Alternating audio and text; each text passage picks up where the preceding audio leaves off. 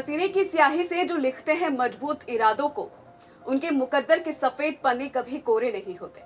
नमस्कार, the times में आप सभी का स्वागत है। मैं हूं आपके साथ आरती शर्मा। और आज जो शख्सियत हमारे साथ मौजूद है, उन पर ये लाइंस बिल्कुल जायज सी लगती है, क्योंकि जिस पद पर वो आसीन है वहां पर पहुंचने के लिए उन्होंने संघर्ष, मजबूत इरादों और काफी मुश्किलों को पार कर वो वहां पर पहुंचे जहां लाखों युवा पहुंचने की कोशिश करते हैं। 2009 के आईपीएस अधिकारी और वर्तमान बाड़मेर जिला पुलिस अधीक्षक दीपक भार्गव जी। सर, बहुत बहुत स्वागत है आपका द पिके टाइम्स के खास कार्यक्रम में। Thank you so much. Ji sir, चूंकि आज राजस्थान पुलिस स्थापना दिवस भी है, तो उसके लिए भी आपको ढेर सारी बधाई। थैंक यू आपको, पूरे प्रदेश को, बाड़मेर वासियों को, पूरे राजस्थान को, बाड़मेर पुलिस परिवार की तरफ से राजस्थान दिवस, राजस्थान स्थापना दिवस, राजस्थान एकीकृत दिवस, ये तीनों एक ही हैं, उनकी बहुत बहुत बधाई, शुभकामनाएं। जी सर, चूंकि आप पूरे देश, राज्य, जिले, हर जगह एक शांति व्यवस्था बनाए रखते हैं और उसके लिए हम आपके काम को दिल से सलाम भी करते हैं। चलिए हम आगे शुरुआत करते हैं। चूंकि हर किसी की जिंदगी में एक प्रेरणा स्रोत होता है। किसी की जिंदगी में वो परिवार हो सकता है, दोस्त हो सकता है, या कोई खुद को साबित करने के लिए टॉप पर पहुंच जाता है। आपकी जिंदगी में वो प्रेरणा स्रोत कौन रहा जिसने आपको इस क्षेत्र में आगे बढ़ने के लिए प्रेरित किया?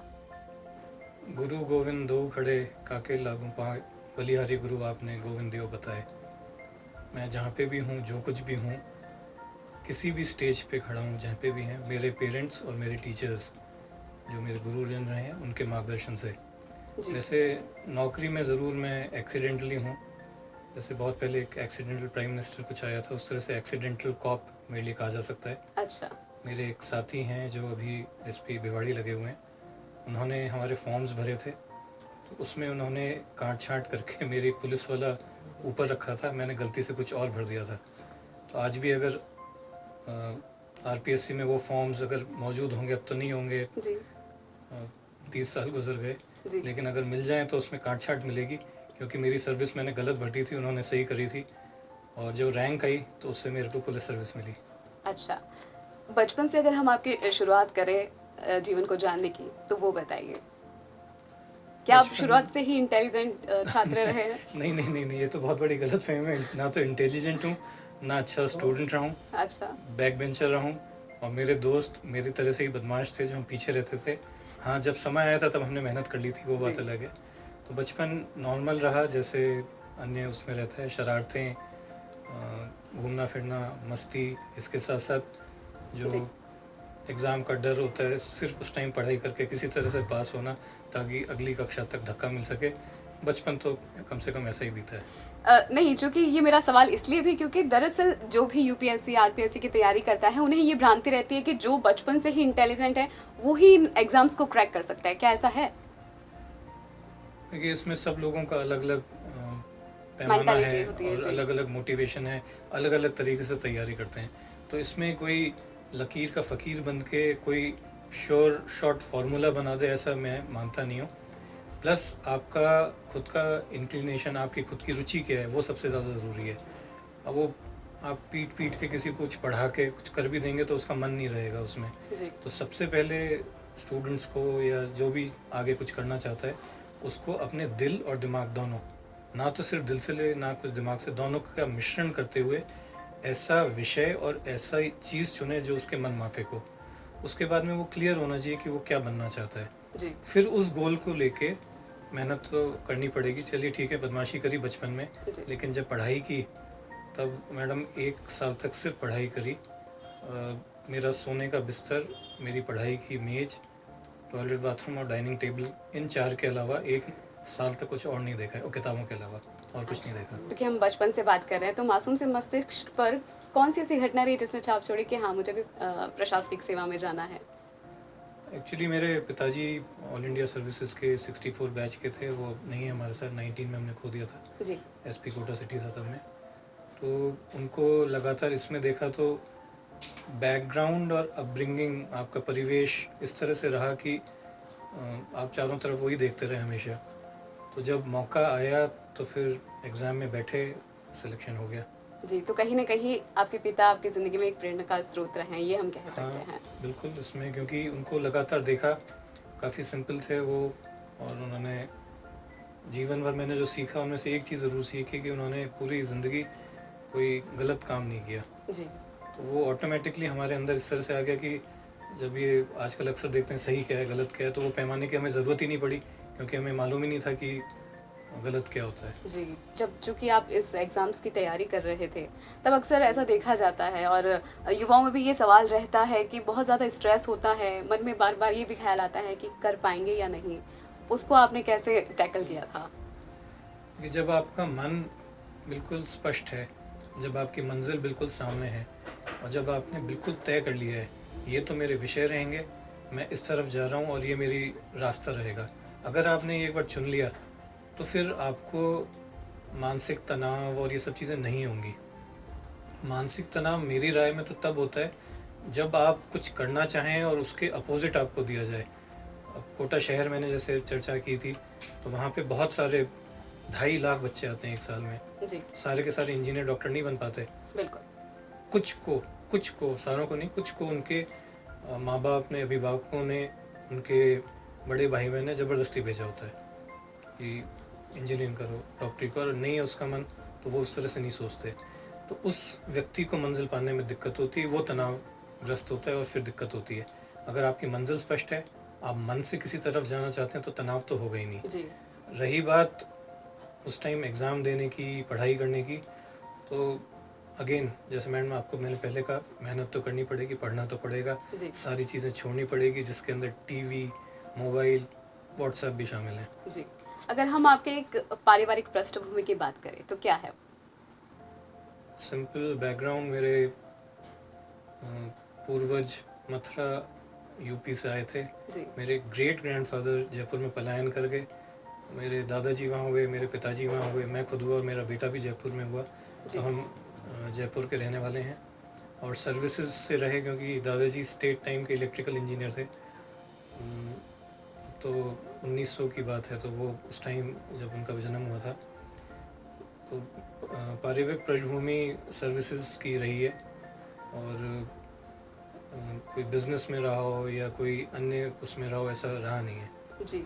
चूँकि बाड़मेर ज़िले के लॉ एंड ऑर्डर को ज़िम्मेदारी से बरकरार रखने की ज़िम्मेदारी भी आप ही की है, तो किस तरीके से आप उस चीज़ को मैनेज करते हैं? चूँकि बाड़मेर ज़िला एक बॉर्डर एरिया भी है। बाड़मेर में देखिए, जैसे मैं जयपुर का रहने वाला हूँ, और कोई जना जो बाड़मेर पहले कभी नहीं आया होता है, तो उसको लगता है दूर सुदूर प्रदेश में एक शांत सी जगह है और बॉर्डर पे है, तो बहुत ज़्यादा लोगों को जानकारी नहीं होती। जब यहाँ आते हैं तब पता चलता है। एक तो बॉर्डर डिस्ट्रिक्ट है, अब पंजाब पे जो सुरक्षा बल हैं बहुत सख्त हो गए, तो सारी गतिविधियाँ इस तरफ शिफ्ट होने लग गई, तो जी। हमारी जिम्मेदारी बढ़ गई एकदम से। जी, चाहे ट्रांस बॉर्डर स्मगलिंग हो, चाहे नाजायज़ ड्रग्स का हो, चाहे जी। हथियारों का हो, वो गतिविधियाँ बढ़ रही हैं, उस पर हमें काबू पाना है। इसके अतिरिक्त जैसे पहले यहाँ बाड़मेर में कुछ भी नहीं था रेगिस्तान के अलावा, परंतु अब गैस है, तेल है, पाइपलाइन है और अन्य व्यवसाय भी हैं। तो उसको देखते हुए इन जो एक शहर का इंडस्ट्रियलाइजेशन हो रहा है ज़िले का, जी, उसको देखते हुए जो चुनौतियाँ, समस्याएं, क्राइम है, वो निरंतर बढ़ते जा रहा है। अगर जी। बात करें आज से 10 साल पहले मात्र 1500-2000 का क्राइम होता था, जो अब 6,500-7 हज़ार हो गया, जी, लगभग बिल्कुल। 3.5 गुना। तो इतने से अल्प अवधि में इतना क्राइम बढ़ना, जी, वो एक इंडस्ट्रियलाइजेशन की तरफ जो बढ़ रहे हैं, वो अपने को, आप उसको इंडस्ट्रियलाइजेशन बोलें, मॉडर्नाइजेशन बोलें, उसको आज की तारीख का समय की जो मांग जो भी है वो बोलें, लेकिन हाँ, इसकी कीमत इस प्रकार से चुकानी पड़ रही है कि इसका क्राइम बढ़ गया है। तो हमारे को ये नई चुनौती है जिसका सामना हम करने का प्रयास कर रहे हैं। जी, वाक़ई चूँकि पुलिस की नौकरी वाक़ई बहुत बड़ी ज़िम्मेदारी वाली नौकरी है और ये भी मेरा एक सवाल है आपसे, चूँकि कई सारे आपके अधीन जो कर्मचारी है, चाहे वो एसएचओ हो, सब इंस्पेक्टर हो, इंस्पेक्टर हो, देखा जाता है उन पर एक अननेसेसरी सा स्ट्रेस भी रहता है। काफ़ी दिन तक वो घर नहीं जा पाते हैं, पुलिस स्टेशन में ही बिताते हैं। तो आपके लेवल पर किस तरीके से उनको स्ट्रेस रिलीव करने के लिए उनका कोई कैंपेनिंग की जाती है, कोई एक्सरसाइज या वीकली ऑफ समथिंग? पुलिस मुख्यालय निरंतर प्रयासरत है, उसको मालूम भी है कि एक पुलिसकर्मी के जीवन में क्या क्या चुनौतियां हैं, क्या क्या कठिनाई हैं, किस किस तनाव या स्ट्रेस से वो गुजरता है, चाहे वो नौकरी का हो, चाहे घर और नौकरी के बीच का बैलेंस बनाने का हो, चाहे क्राइम एकदम से बढ़ गया, कोई मर्डर हो गया, कोई एक्सीडेंट हो गया, कोई कानून व्यवस्था की स्थिति हो गई, कोई सुसाइड हो गया, कुछ भी हो जाए, पुलिस वाले को वहाँ जाना है। उसके बाद में कब उस जगह से छूटेगा उसको मालूम नहीं है। जी। तो खाने पीने का जो डिसऑर्डर्स हैं वो एक अलग तनाव पैदा करते हैं। तो ये सारी चीज़ें मिलके बिल्कुल मैं इस बात में मानता हूँ कि तनाव की वो है। अब व्यक्ति को स्वयं अपने आप कोई तरीका ईजाद करना चाहिए।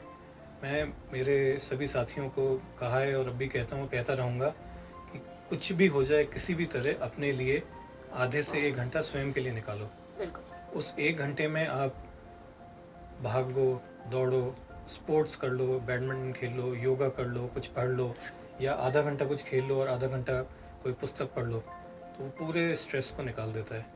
तो एक व्यक्ति 1 घंटा प्रतिदिन अपने लिए अगर निकाल ले तो वो काफ़ी हद तक इससे मुक्ति पा सकता है। जी। बाकी पुलिस में थोड़ा छुट्टियों का वो रहता है, छुट्टी मिल नहीं पाती, कटौती रहती है। हाँ, तो वो मैंने मेरे उसमें थोड़ा लिबरल एटीट्यूड रखते हुए, जी। कोई आवेदन करता है सही तो उसको छुट्टी में इतनी दिक्कत हम नहीं होने देते। इसके अतिरिक्त जो पुलिस के अन्य वेलफेयर की चीज़ें हैं, जैसे उनके क्वार्टर्स ठीक हो सकें, रिपेयर हो सकें ढंग से। आज से 20-25 साल पहले की बात करें तो बैरक में रहते थे या बाहर किराए से लेकर रहते थे, जो बहुत महंगा पड़ता था। अब पुलिस के क्वार्टर्स में निरंतर इजाफा हो रहा है उनकी संख्या में, और अच्छी कैटेगरी के बन रहे हैं। तो एक ये वेलफेयर का मेजर है। इसके अलावा पुलिस लाइन के अंदर एक कैंटीन बनी हुई है जहाँ पर उनको सस्ती दरों पे सामान मिलता है। अगर किसी हमारे पुलिस के साथी को कहीं एंट्रेंस एग्ज़ाम या किसी में दाखिले की आवश्यकता पड़ती है और हम मैनेजमेंट से बात करते हैं तो वो हमें स्पेशल रियायत देते हुए एडमिशन भी करते हैं, बाकी चीज़ें भी। तो छोटी छोटी चीज़ें हैं जिसकी तरफ हम कोशिश कर रहे हैं। जी। अगर हम आपकी बात करें, स्वयं को फिजिकली और मेंटली आप एक्टिव रखने के लिए क्या करते हैं? मैं वॉक करता हूँ, मेरे फैमिली मेम्बर्स योगा करते हैं, मेरे से नहीं की जाती। जी। मेरे को बैडमिंटन का बहुत शौक़ था, मैं यूनिवर्सिटी तक खेला था। जी। मेरी हल्की सी बैक में कोई प्रॉब्लम होने की वजह से इतना नहीं कर पाता, तो वो 2 चीज़ें मेरे को पसंद भी हैं और कोशिश भी करता हूँ। पहले मैं पढ़ा बहुत करता था, उसका समय अब नहीं मिल पाता, जी। तो वापस उसको शुरू करूँगा, हाँ, यहाँ से स्थानांतरण होने के बाद। जी। ओके। प्रोफेशनल लाइफ और पर्सनल लाइफ में कैसे बैलेंसिंग बना कर रखते हैं आप? आपने फिर ये प्रश्न तो गलत जने से पूछा, ये मेरी पत्नी से पूछना चाहिए, जी। वो ज़्यादा बेहतर उत्तर देंगी, क्योंकि उनके नहीं, मुताबिक अक्सर शिकायतें रहती है परिवार वालों को कि ज़्यादा वो वक्त मैंने नहीं बिता पाते। तभी कहा है। अब उनको बुलाती तो फिर वो शिकायतों का अंबार लगा देती, ये बोल के कि घर परिवार से कोई मतलब नहीं है और सिर्फ नौकरी नौकरी नौकरी। जी।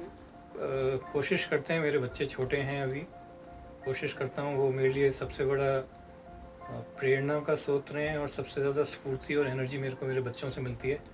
उनको जब देखता हूँ तो जितनी भी परेशानियाँ, दिक्कत, स्ट्रेस होता है वो दूर हो जाता है।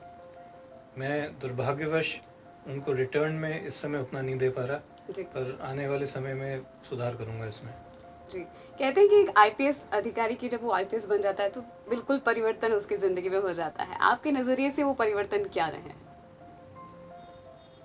उसके खाने में हीरे मोती नहीं आते, वही 2 रोटी और दाल रहती है, सब्जी रहती है।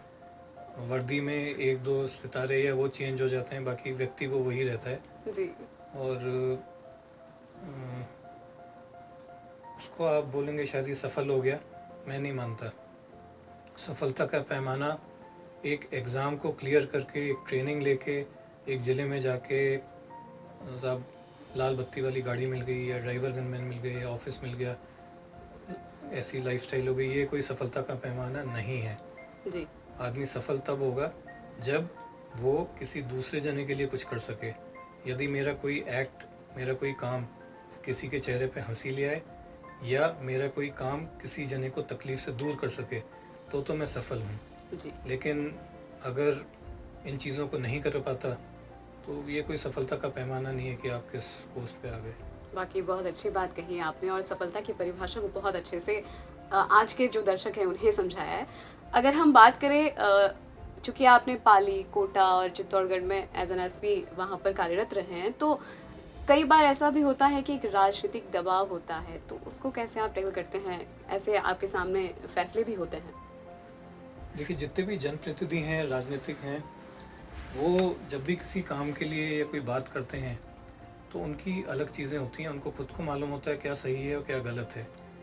तो 99% लोग, चूँकि जनता की अपेक्षा उनसे है, आज की तारीख में उदाहरण के तौर पे अगर मैं सड़क पे जाके लोगों को इकट्ठा करना चाहिए तो मेरे डिपार्टमेंट के अलावा 200-400 लोगों के अलावा कोई नहीं आएगा। एक जनप्रतिनिधि की आवाज़ पे हज़ारों लोग आ जाएंगे। जी। तो पीछे पब्लिक मैंडेट तो है ही, तो पब्लिक की एक्सपेक्टेशन भी उनसे ज़्यादा है। इसीलिए जनता के लोग उनके पास में जाते हैं, चाहे सही हो चाहे गलत हो। राजनीतिक और जो पॉलिटिशियंस होते हैं वो उनकी बात हम तक पहुंचा देते हैं, और मैंने 99% ये पाया है कि वो गलत काम के लिए नहीं कहते।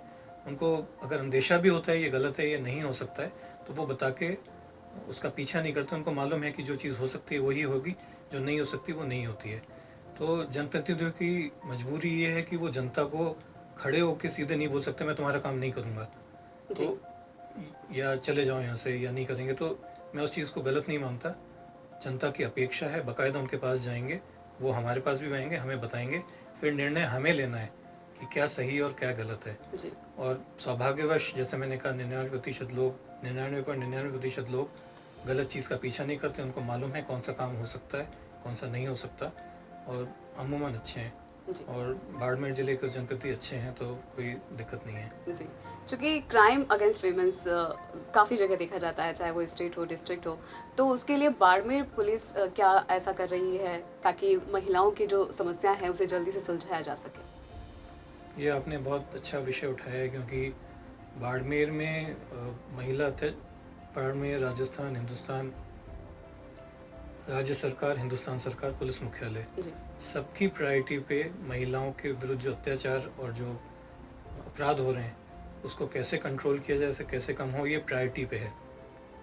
उसी प्रायोरिटी को हम भी मानते हैं और लेते हैं। तो बाड़मेर पुलिस में हमने एक तो पुलिस पाठशाला शुरू की है, जिसमें सिपाही से लेके एसपी स्तर का अधिकारी स्कूल कॉलेज में जाके 2-3 विषयों पे बोलते हैं, ट्रैफिक पे, साइबर क्राइम पे और महिला अत्याचार पे। जी। इसके अलावा यहाँ पे जिला प्रशासन के साथ मिलके, एनजीओज़ के साथ मिलके जीवन अनमोल है अभियान चलाया, जो आपने सुना है कि बाड़मेर में एक चीज़, बाड़मेर ज़िला बहुत सुंदर है। जयपुर से जो ईंट और सीमेंट और कंक्रीट के जंगल से निकल के आता है, तो यहाँ की खुली ताज़ा हवा जब देखता है तब वो पाता है कि बाड़मेर वाकई सुंदर है। लेकिन बाड़मेर का नाम एक चीज़ जिसके लिए ख़राब है वो है सुसाइड्स, स्पेशली महिला, स्पेशली एक साथ 3-4 जने बच्चों को टाँके में डालना और खुद कूदना। तो उसकी वजह से बदनाम भी है, ना सिर्फ राजस्थान में परिपूर्ण हिंदुस्तान में। उसके लिए जीवन अनमोल है, जिला प्रशासन और एनजीओ की सहायता से चला रहे हैं। इसके अलावा जो हमारे जितने भी ऑफिसर्स हैं, तो उनको यही निर्देश दिए गए हैं कि जितनी भी महिलाएं हैं जिससे जुड़ सको, चाहे वो शिक्षिका हो, आंगनवाड़ी कार्यकर्ता हो, आशा सहयोगिनी हो, सहायिका हो, जी। हर एक महिला, हर एक स्कूल की, कॉलेज की बच्चियां हों, हर एक तक जुड़ के उनको जो कानून में उनके हक है और जो कानूनी प्रावधान है उनके लिए, उससे वाकिफ़ करा दें अच्छी तरह। जी। हर एक महिला को उसके पास जो जो चीज़ें उपलब्ध हैं, जो जो कानून उपलब्ध हैं, वो उसकी जानकारी होनी चाहिए। तो इस तरफ हम प्रयासरत हैं। जी। और किसी भी महिला की तुरंत कोई भी बात आए तो प्रायोरिटी पे लेके उस पर जो भी विधिक कार्रवाई हो तुरंत एक्शन हो। जी। तो इसकी तरफ कोशिश भी कर रहे हैं, काम भी हो रहा है, और सफलता मिली या नहीं मिली ये तो समय बताएगा। पर हाँ, बाड़मेर पुलिस, राज्य सरकार, पुलिस मुख्यालय सब बेहद गंभीर हैं, चिंतित हैं और सब प्रयास भी कर रहे हैं। इसी क्रम में ध्यान आया एक सुरक्षा सखी, एक नवाचार पुलिस मुख्यालय ने कराया, उसकी पहल पे बाड़मेर भी उसमें अच्छा काम कर रहा है। जी। उसमें हर एक थाने में 15 से 70 वर्ष के बीच में कोई भी महिला सुरक्षा सखी बन सकती है। सुरक्षा सखी अपने घर की, गली मोहल्ले, ढाणी की कोई भी समस्या महिलाओं की पुलिस तक पहुंचा सकती है और पुलिस का निवारण करेगी। जी। लेकिन सर, अक्सर ये सवाल भी उठता है कि एक आम जनता और पुलिस के बीच में एक कम्युनिकेशन गैप नज़र आता है, तो उसको कम करने के लिए या ख़त्म करने के लिए आपकी ओर से क्या प्रयास किए जाते हैं ताकि इजीली कम्युनिकेट कर पाए जनता आपसे? जो हमारे CLG के सदस्य हैं उनका प्रमुख कार्य यही है, क्योंकि जब संयुक्त राष्ट्र ने ये अभियान शुरू किया था उसमें उसने कुछ चुनिंदा देशों में किया था, जिसमें भारत एक था, उसमें कुछ राज्य चुने थे जिसमें राजस्थान एक था, कुछ शहर चुने थे जिनमें मेरे को ध्यान है कोटा एक था, वहाँ पे उन्होंने सीएलजी की स्थापना करके जनता में से कुछ लोग चुने जो आम जनता की, उस गली मोहल्ले की कोई भी दिक्कत समस्या है वो पुलिस तक निर्भीक रूप से पहुँचा सकें। तो उस कार्यक्रम की सफलता को देखते हुए पूरे राजस्थान में लागू किया गया। आज राजस्थान के हर थाने में सीएलजी सदस्य हैं जिनकी नियमित रूप से बैठक होती है। उनका काम यही होता है कि आप दिक्कत, समस्या या कोई भी बात अपनी पुलिस तक सही पहुंचा सकें और उसका निराकरण हो सके। इसके अलावा जैसे मैंने आपका पुलिस पाठशाला, उसमें भी हमारा यही प्रयास है। सुरक्षा सखी, पुलिस मित्र हैं, जन सहभागिता कार्यक्रम होते हैं, उसमें भी पुलिस वाले जाके किसी भी प्लेटफॉर्म पे यही चीज़ बोलते हैं। जी। तो प्रयास है, मैं ये नहीं कहता कि 100% सफलता मिल गई है या आम व्यक्ति के मन में से पुलिस का जो डर है वो पूरा निकल गया है, जी। लेकिन हम उस तरफ बढ़ रहे हैं, हमारे कदम उस तरफ बढ़ रहे हैं। कभी ना कभी देर सवेर कुछ समय में इसमें पूर्ण सफलता भी मिलेगी। जी, चूँकि आप एक ऐसे पद पर आसीन हैं जहां आपको केंद्र सरकार, राज्य सरकार के प्रति भी जवाबदेह होना पड़ता है, तो कितनी बड़े अपने काम को लेके आप चुनौती के रूप में इसे देखते हैं? इसको चुनौती के अलावा अपने काम को सिंसियरली करना और एंजॉय करना, ये दो चीज़ें और अगर इसमें जोड़ दें अपन जी। तो बहुत आसानी से हो जाता है। चुनौतियाँ आपको मालूम है, आप कोई सा भी अखबार उठा लीजिए, उसके फ्रंट पेज से लेके पीछे के पेज तक क्या क्या आता है, चाहे वो हत्या हो, बलात्कार हो, लूट हो, डकैती हो, चोरी हो, कोई कानून व्यवस्था हो, सब में पुलिस का रोल रहता है। तो चुनौतियों की भरमार है, कोई जी। कमी नहीं है, लेकिन हाँ, जब आप मन से, लगन से, साफ नीयत से काम करते हैं तो हर एक चुनौती को आराम से पार कर सकते हैं। जी। अगर हम आपके ट्रेनिंग सेशन की बात करें तो वो कैसे बीता, उसका अगर आप अनुभव साझा करना किसका? चाहें? ट्रेनिंग सेशन जब आप अच्छा। इस परीक्षा को क्लियर किया था आपने। ये ट्रेनिंग तो अलग ही एक एक्सपीरियंस होता है, जी। चाहे वो पुलिस की ट्रेनिंग हो चाहे अन्य किसी सर्विस की। पर हाँ, पुलिस की ट्रेनिंग कठोर होती है, काफ़ी कठोर होती है, चाहे किसी भी यूनिफॉर्म सर्विस की, आर्मी की, सीआरपीएफ की, बीएसएफ की, पुलिस की। और अमूमन सबका प्रशिक्षण काल अलग अलग होता है, अमूमन 1 साल तो रहता ही है। जी। तो 1 साल आपको प्रतिदिन सवेरे 4 बजे, चाहे ठंड हो, चाहे बरसात हो, चाहे गर्मी हो, चाहे धूप हो, उसमें उठ के डेली परेड ग्राउंड पे जाना है। हर दूसरे दिन दौड़ना है, परेड करनी है, आउटडोर विषय करने हैं। उसके बाद में आके आप नहा धो के नाश्ता करके क्लासरूम में क्लासरूम की पढ़ाई के लिए जाते हो, वहाँ सबको सोना है, ये तो तय है। जी। तो वो आउटडोर काफ़ी कठिन होता है, आपके शरीर को उस तप से गुजरना पड़ता है, लेकिन वो ट्रेनिंग, वो जो श्रम उस समय आप करते हो, वो आपको ताउम्र इन जो विषम परिस्थितियाँ हैं उनका सामना करने के लिए सिखाता है। आपको 10 घंटे खड़े रहना है तो आप 10 घंटे खड़े भी रहते हो, आपको लाठी बाटा जंग में किसी का सामना करना है वो भी आप कर पाते हो, फायरिंग तक हो जाती है, आंसू गैस चलती है। तो वो जो उस टाइम का तप है वो इस समय काम आता है, कठिन समय होता है। जी। तो वो जो कठिनाई का समय है उसका खामियाजा हमारी इंडोर क्लासेस को भुगतना पड़ता है, क्योंकि उस टाइम सब बहुत ज़्यादा ट्रेनिंग करी, खूब जम के नाश्ता करते हैं और फिर जाके क्लास में सो जाते हैं। जी। चूँकि हम कोई आपकी ज़िंदगी की ऐसी घटना की बात करें जो आज भी आपके जहन में कहीं ना कहीं जिंदा है, ऐसी कोई घटना रही हो अब तक की? छोटी छोटी स्मृतियां हैं, चाहे वो बचपन में पीछे की खिड़की से कूद के पाइप से छत पे चढ़ के पतंग उड़ाने का हो, जी। जिसकी हमारी गली के सामने ही हमारी टीचर रहती थी, जिन्होंने हमें देख लिया हम क्या कर रहे हैं और उन्होंने फिर मेरी माताजी को शिकायत करी थी, फिर जो झाड़ पड़ी थी आप सोच सकते हैं। चाहे खट्टी मीठी इस तरह की स्मृति हो, जी। या एक ही बार किया मैंने, पर किया था एक बार, स्कूल से भाग के पिक्चर भी देखी थी। जी। तो खट्टी मीठी यादें बहुत सारी हैं। साथियों के साथ शरारतें, भाग के कहीं जाना, छोटी बहन के साथ शरारतें, जी। छोटी मीठी स्मृतियाँ जुड़ी हुई हैं। तो ऐसी तो बहुत सारी हैं। जी। अगर ज़िंदगी को अगर आप एक लाइन में परिभाषित करें तो क्या होगी वो लाइन? अंग्रेज़ी में एक कहावत है, do want to others what you want them do to you. अर्थात आप दूसरे के साथ बिल्कुल वैसा करो जो आप चाहते हो वो आपके साथ करे। और दूसरी लाइन है, लिव एंड लेट लिव। आप खुद भी जियो, दूसरे को भी जीने दो। अपने विचार, अपनी विचारधारा, अपने आइडियाज़ उस पर मत थोपो। उसके एक्सेप्ट कर सकते हो तो करो, नहीं कर सकते तो उसके साथ में रहना सीख लो। जी। तो मैं इन दो चीज़ों में काफ़ी विश्वास रखता हूँ।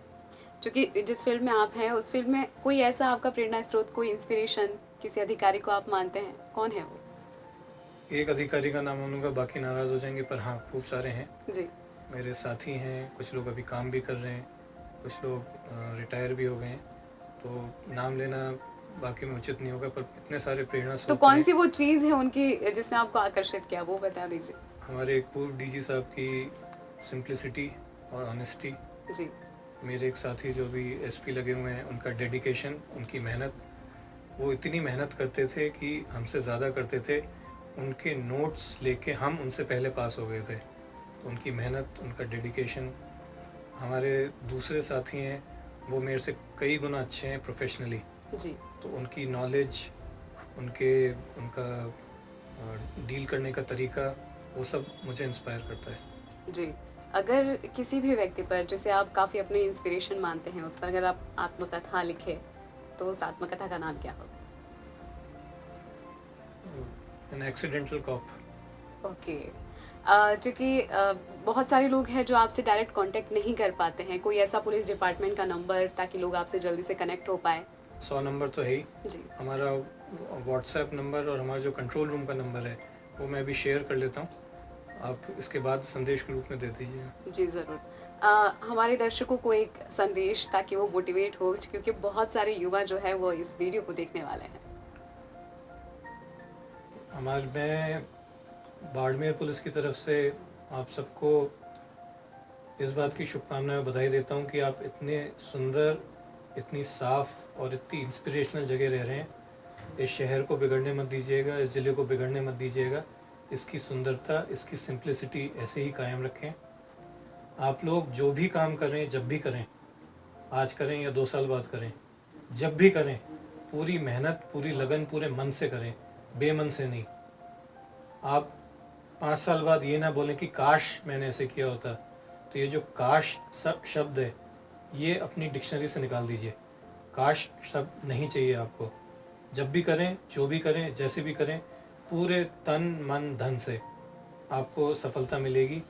इस बात की गारंटी मैं ले सकता हूँ। जी सर, बहुत बहुत शुक्रिया द पिके टाइम्स के साथ खास बातचीत करने के लिए। अगली बार फिर होगी किसी शख्सियत से मुलाकात, तब तक के लिए दीजिए इजाजत। नमस्कार।